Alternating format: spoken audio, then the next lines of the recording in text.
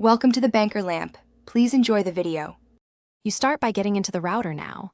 You need admin access, so use your saved credentials or a direct Ethernet link to avoid lockout.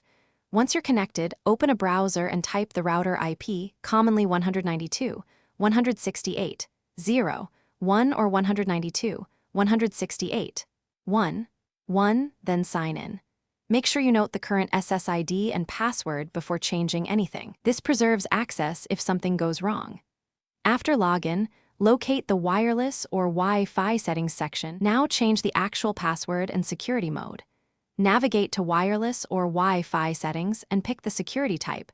Prefer WPA2 personal or WPA3 if supported because they protect devices better.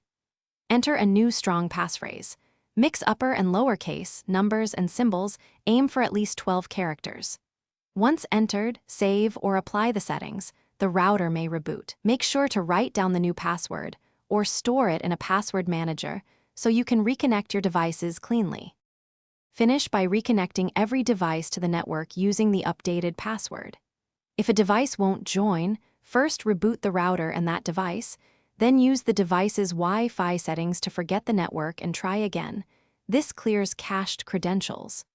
If you cannot access the router admin at all, a factory reset is a last resort.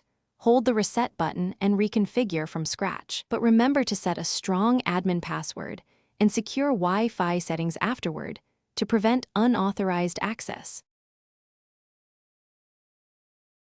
Thanks for watching. If this was helpful, leave a like and consider subscribing. See you next time.